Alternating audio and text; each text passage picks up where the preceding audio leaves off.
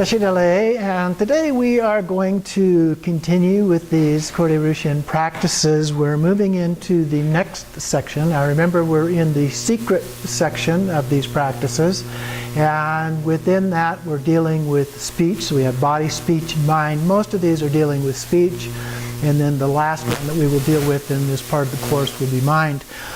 And within that context, this one is labeled in the Yeshe Lama text as training, and there are two parts to that, so we are doing the first part of that.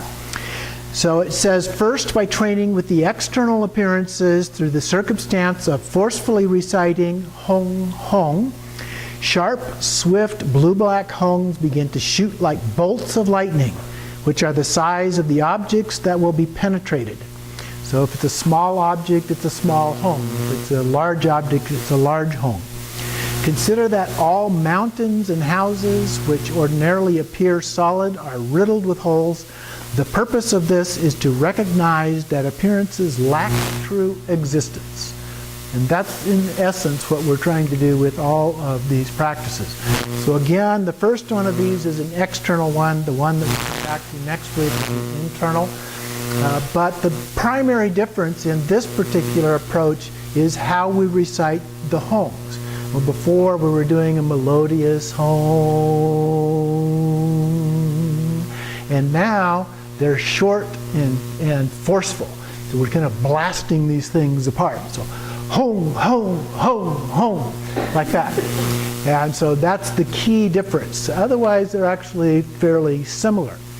So looking at great perfection, and this book, of course, integrates some other concepts into what we're talking about here rather than just the practice itself.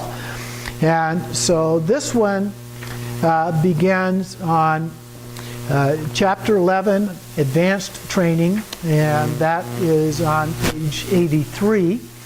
And so it says, first to give rise to bodhicitta, and thinking, I will now receive these sacred teachings in the correct manner and put them into practice so that I may bring all sentient beings, both myself and others, to the state of omniscience, unsurpassed Buddhahood. So we're establishing our motivation here in the process, and this is a fairly standard kind of an approach, a statement that a Lama might give at the beginning of a teaching, and how to prepare yourself to receive that teaching. And so that is the case here too. And then it talks a little bit about the benefits of teachings, and it gives an example of a frog, which I won't go through, but it's an interesting little story worth taking a look at. And then says, just hearing the sound of the Dharma purifies obscuration and lays the foundation for the Dharma in the future. So that's a very important part of this. And then we're asked to apply this diligently. So we still go back to the 6 perfections, diligence, and that effort that we put into it, or joyful efforts, the phrase that I like. And it says, he recites from the through study, one will understand the Dharma. Through study, one will turn away from negativity. Through study, pointless pursuits will be abandoned. Through study, nirvana will be attained. And so then you recall that we've been looking at a description of how these things are taught by 3 different sets of individuals. And so first we talked about the Buddhas, then we talked about the foe destroyers, and so this time we talk about the scholars. It says the approach of the scholars is twofold. The scholars were from Nalanda and explained all of the Buddha's teachings using 5 perfections and all the treatises using 5 factors. And the 5 perfections we talked about before: the place, teacher, teaching, retinue, and time. So the perfect teacher, the perfect time, and so forth. And then refers to the context of the Sambhogakaya realm having 5 characteristics in this way. So the perfect place is the supreme realm. The perfect teacher is Virachana. The perfect teaching is the great vehicle, Mahayana. And the perfect retinue, or the Bodhisattvas, the perfect time is eternity. And then he also mentions in here the 3 turnings of the wheel of the Buddha. And so related to the conditioned realms, it says, the first turning, the perfect place was Deer Park. So that's where he gave the teachings of the first turning of the wheel. The perfect teacher, of course, was Shakyamuni. Perfect teaching, the four truths. The perfect retinue, the 5 excellent disciples. Remember the disciples, the 5 people that he worked with in the ascetic practices initially, along with 80,000 gods. And he went to, after a short period of time, he was said to have ascended up into Tashiti heaven to teach the gods. So that's what that refers to.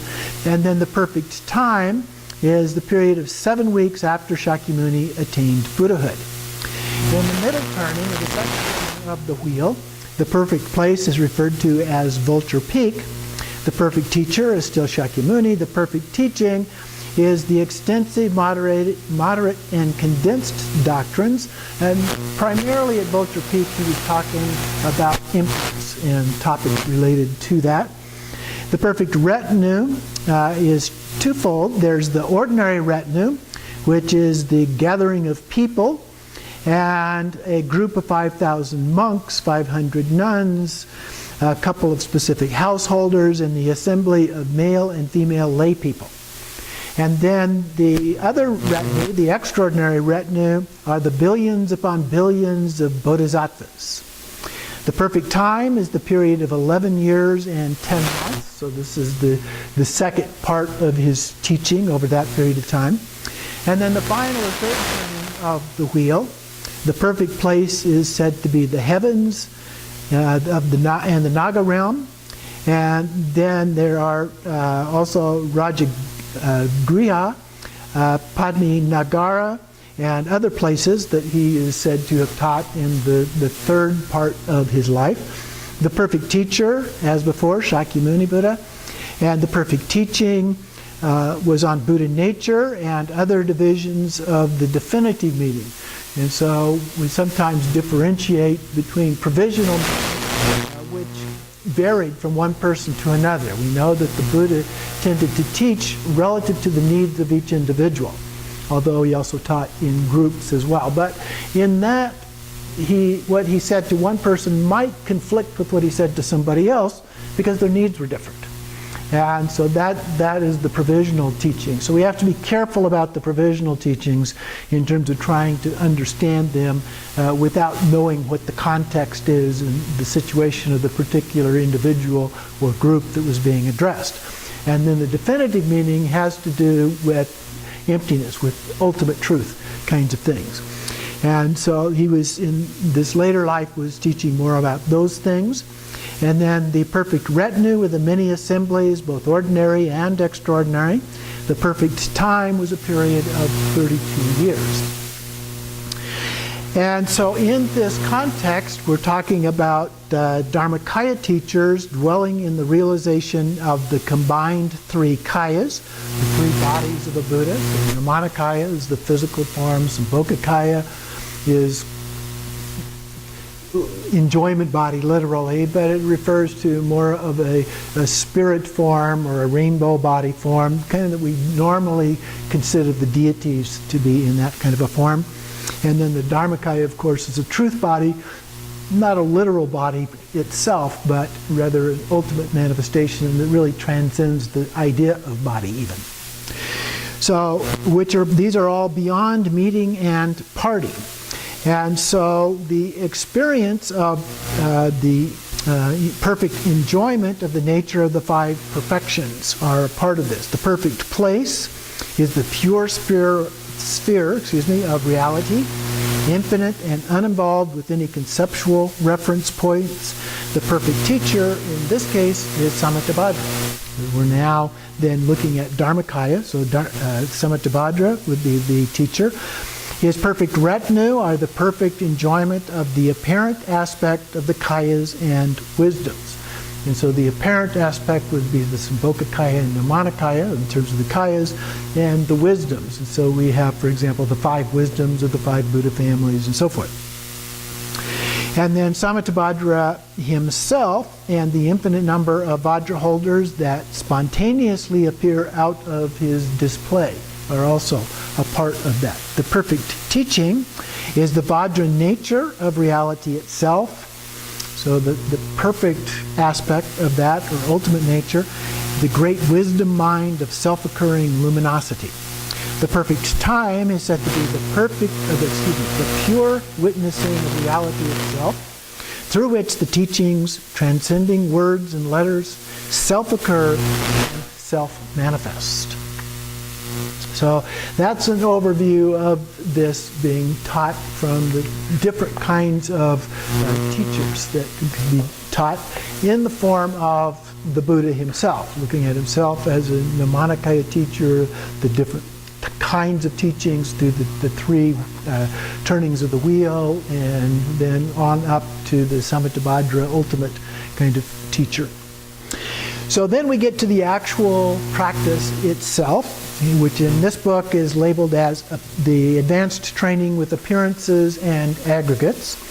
And so here, this is said to be the pinnacle of all the Buddha's teachings related to the Dharmakaya. The second verbal preliminary practice, so verbal referring to the speech that I mentioned before, and that this part of it is described in two parts, or two steps.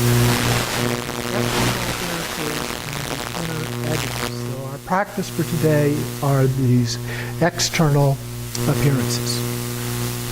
So here's how it describes in this text. Go to an isolated place, sit upright, clearly visualize a blue Hong syllable in your heart center, and then chant short Hong syllables in a sharp, forceful manner. So consistent here with the Geshe Lama text as well. Hong, Hong, Hong. And then imagine many dark blue Hongs shooting out from the Hong, your heart, one after another. Some of these Hongs should be big and some small, each equal to the size of the outer object it's directed towards. Fierce, violent, sharp, and swift, these powerful syllables bore into all external appearances until they become totally insubstantial. At the conclusion of all this, chant one long Hong. That's a little bit different. The other one doesn't include that. And imagine that all these appearances become completely transparent. And then relax. Okay? So we go into the natural state for a while. So we Hong, Hong, Hong for as long as you can do that, or until you sense that all external appearances have been completely transformed into their natural state, and then just rest in that. Okay? And that also mentions then that the sign related to that is a feeling that while things do appear, they lack inherent existence. Okay? So that's what you're going after. They are evanescent and insubstantial like a rainbow. Now that doesn't mean that literally you're going to see through them necessarily, but you understand them in that way. And then previously you have clung to the appearances as though they were real and permanent. From this point forward, appearances lack inherent existence. So you will be confident when you arrive at the main practice and will not fixate on these appearances as being real. Okay? So many of the things that we have done in terms of practices, that's been the goal, and so that hasn't changed at all. And it's helping us in a more forceful manner now as we recite the Hong in a different way than what we have been doing to help some of those more difficult things. Ruth mentioned earlier that it's a little more wrathful of a practice. And the wrathful practices, the wrathful deities, are wrathful in order to help us get at those things that are more difficult. Okay? The peaceful deities and so forth can help us with all of those kinds of obscurations that we experience that are obvious, and the big kinds of things. It's those subtle ones that are really sticky and difficult.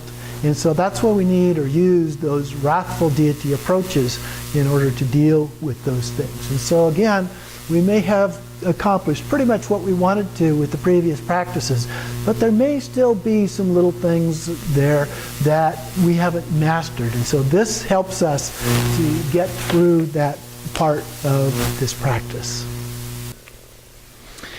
All right, so this practice in the handout, isolation of speech, and as it points out there at the top, it says these relate to energy, manifestation, or appearance of the Vajra speech of Sambhogakaya. So just to give a little bit of a context there. So training in flexibility with respect to external appearances. From your mouth, a blue hong 1 cubit in length, so from the elbow to the tip of the fingers, shoots forth, striking every physical object and thoroughly penetrating each one and transforming everything into empty space as you recite hong powerfully and harshly, then rest without focus on anything at all. So this is a little different description than what is given in the two texts, but the idea is that it's going out there and it's penetrating, and eventually everything becomes transformed into the nature of lack of inherent existence. Okay? Doesn't mean it absolutely vanishes in space, but you understand it different. It's like the space between the atoms. Okay? You're focused on more of the complete context rather than just the atoms, or just the reflection of light from those atoms to make it appear like it's solid. So we want to transform all of those things, and then once we've transformed everything, you go as long as it takes. The short, powerful hong statements, just like we talked about before. And then at the end of that, when you've done all of that, then you just rest in the natural state for a while, and then you would dedicate the merit at the end. The transcendental wisdom aspect here is abide softly and deeply in Rigpa, pure awareness, beyond thoughts or concepts, even emptiness. Whatever arises is the manifestation of mind. It abides and self-liberates, let go and let be, no attachment, no aversion. Same as we've talked about before. So we just rest in that Rigpa space of pure awareness.